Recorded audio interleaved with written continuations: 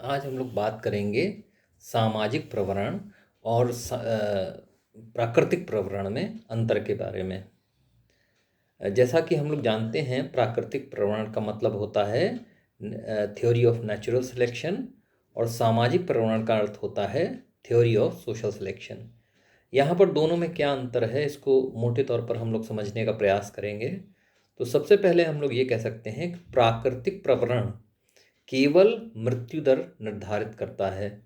वो केवल अयोग्य व्यक्तियों, अयोग्य प्राणियों, जो अयोग्यता उनकी ये होती है कि प्राकृतिक पर्यावरण से वो अनुकूलन नहीं कर पाते हैं, ऐसे अयोग्य प्राणियों, ऐसे अयोग्य व्यक्तियों, ऐसे अयोग्य मनुष्यों को मृत्यु की ओर कैसे प्रकृति ले जाती है, इस प्रक्रिया को स्पष्ट करती है।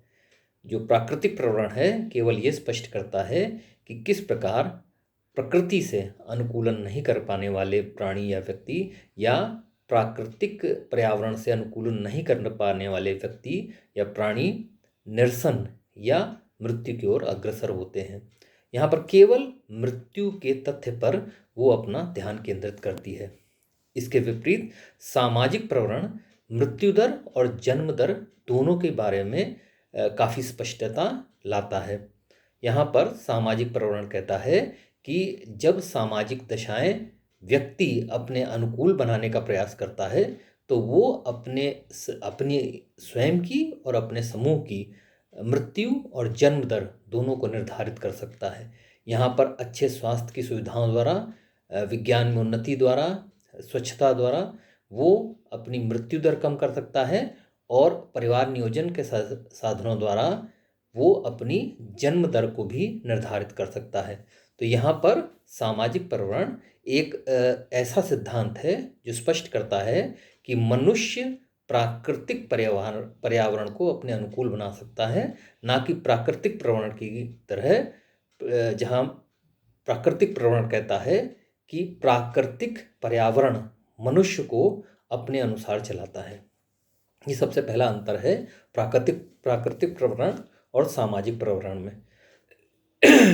इसी प्रकार अगर दूसरे अंतर की बात हम लोग करें, तो प्राकृतिक प्रवरण में मनुष्य को चयन का कोई अधिकार नहीं है।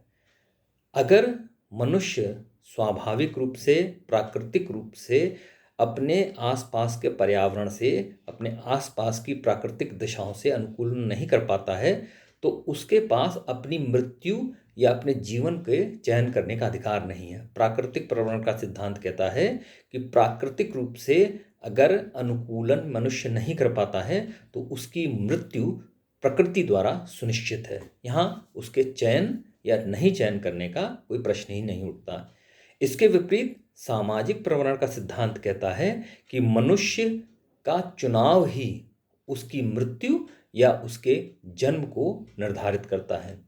मनुष्य स्वयं का जन्म भले ही नहीं निर्धारित कर पाए, पर अपनी संतति का जन्म जरूर निर्धारित कर सकता है, और अपना और अपनी संतति की या अपने पहले पीढ़ी की जो जीवित है उसकी भी मृत्यु दर की निर्धारण वो कर सकता है।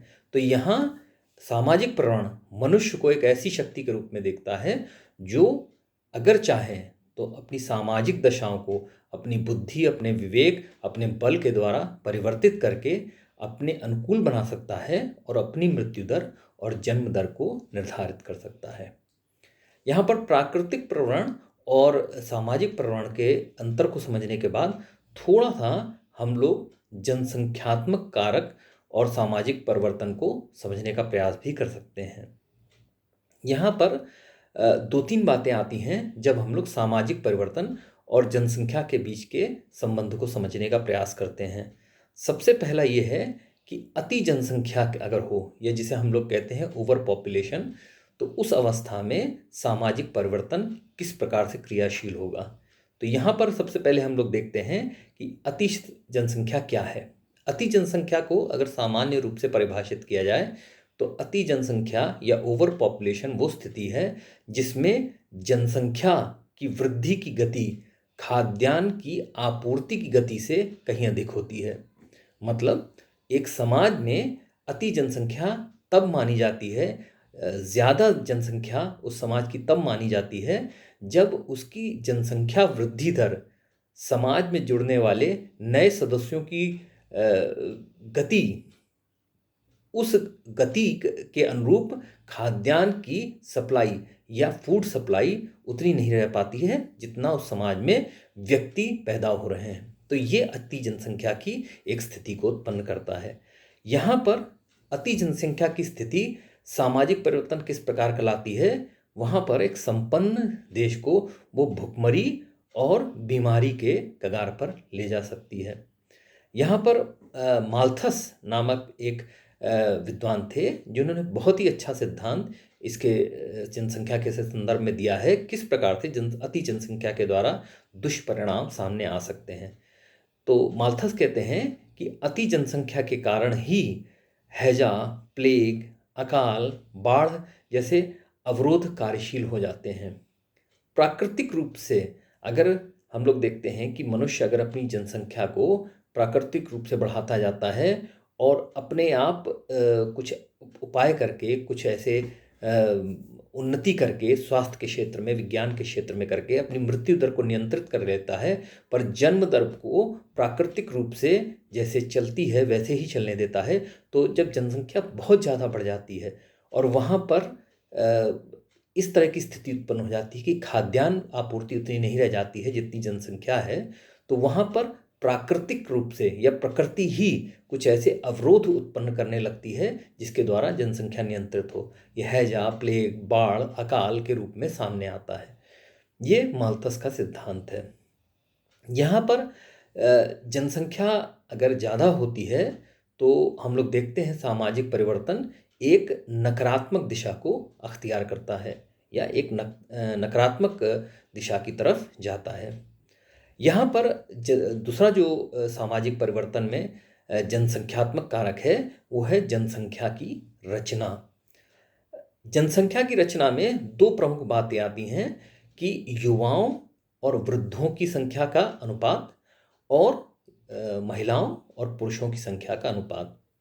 यहाँ पर हम लोग देखते हैं जिन समाजों में युवाओं की संख्या उस समाज की वृद्धों की संख्या से ज़्यादा है, वो समाज में कार्य शक्ति या क्रिया शक्ति अधिक होती है। वहाँ कार्यशील जनसंख्या जब ज़्यादा होती है तो वो क्रियात्मक कार्य ज़्यादा कर सकते हैं और इसी कारण उस समाज में उत्पादकता बढ़ सकती है। अगर वो समाज उद्योगों का सही तरह से सुनियोजन करे और वो उद्योगों को सही तरह का प्रोत्साहन दे, तो वहाँ अगर औद्योगिकरण होता है, व्यापार की उन्नति होती है और युवाओं को उचित रोजगार मिलता है, तो उस समाज में वास्तव में आवश्यक है कि उस समाज की आर्थिक, सामाजिक और राजनीतिक उन्नति हो। यहाँ पर भारत को अगर हम लोग इस संदर्भ में लेते हैं तो हम लोग पाते हैं कि भारत में औद्योगिक विकास के लिए बहुत प्रयास किए गए, परंतु वो बहुत सफल नहीं हो पाए या बहुत ज़्यादा आगे नहीं बढ़ पाए, क्योंकि हर सरकार का, ख़ास तौर से सन 1990 से पहले की सरकारों ने ये प्रयास किया कि जो स्वदेशी उद्योग हैं उनको विदेशी उद्योग या बाहर से आने वाले कंपटीशन से, प्रतिस्पर्धा से बचा कर रखा जाए। तो ऐसी स्थिति में स्वदेशी उद्योग उस तरह से नहीं बढ़े। यहाँ के व्यापारियों, यहाँ के उद्योगपतियों ने उस तरह का इनिशिएटिव, उस तरह की अभिमुखता नहीं दिखाई कि उस उद्योग को बिल्कुल पीक पर, इंटरनेशनल लेवल पर, अंतर्राष्ट्रीय स्तर के मापदंडों के अनुसार प्रतिस्पर्धी बनाने का प्रयास करें। तो यहाँ पर देखते हैं उद्योग उतने नहीं बढ़ पाए और इसी कारण यहाँ पर युवाओं की संख्या ज़्यादा होते हुए भी उनको जब रोज़गार नहीं मिला तो देश यथासंभव या यथोचित अपना व्यापारिक उन्नति को प्राप्त नहीं कर सका है। यहाँ पर इसी प्रकार अगर किसी समाज में वृद्धों की संख्या अधिक हो जाती है तो वहाँ पर उस समाज की उन्नति रुक सकती है। जापान की स्थिति ये बहुत जल्दी पहुँच रही है और पहुँच चुकी भी है, जहाँ वहाँ पर वृद्धों की संख्या ज़्यादा है युवाओं से, परंतु वहाँ पर क्योंकि उद्योगों का एक बहुत बढ़िया अर्थतंत्र बना हुआ है, एक इंफ्रास्ट्रक्चर है, तो वहाँ पर अभी भी हमको उन्नति देखने को मिलती है। इसी प्रकार अगर जनसंख्या में पुरुषों की अपेक्षा स्त्रियों की संख्या कम हो जाए तो उस समाज में यौन अपराध और विवाहेतर संबंध और अनाचार, सामाजिक विघटन, ये सब हम लोगों को देखने को मिलता है। और इसी प्रकार अगर महिलाओं की संख्या किसी समाज में पुरुषों से अधिक हो जाए तो वहाँ पर हम लोगों को देखने को मिलता है कि स्त्री स्वाधीनता, स्त्री समानता और स्त्री का आर्थिक समायोजन बढ़ा हुआ हमें दिखता है। ये सामाजिक परिवर्तन की दिशाएं परिलक्षित होती हैं। एक और जनसंख्यात्मक परिप्रेक्ष्य है जो हम लोग सामाजिक परिवर्तन के संदर्भ में देख सकते हैं, वो है जनसंख्या का देशागमन या देशांतर गमन। अब देशागमन क्या होता है? देशागमन का मतलब होता है बाहरी देशों से जब लोग अपने किसी एक विशेष देश में आते हैं, जब आते हैं लोग बाहर से, तो उसे हम लोग कहते हैं देशागमन। और देशांतरगमन जब देश के लोग ही दूसरे देशों में अपने आप को लेकर के जाते हैं, वहाँ चले जाते हैं। यहाँ पर दोनों ही स्थितियों में एक सांस्कृतिक बदलाव आता है। यहाँ पर चाहे बाहर से व्यक्ति किसी एक देश में आए या किसी देश का व्यक्ति बाहर जाए, तो वो अपनी संस्कृति भी अपने साथ लेके जाता है। और जिस नए देश में आता है व्यक्ति, वहाँ पर वो उस संस्कृति का प्रसार करता है। अगर वो संस्कृति सहिष्णु है, जैसे भारतीय संस्कृति रही है, तो वहाँ पर उस संस्कृति के द्वारा प्रेम और आपसी सौहार्द बढ़ता है।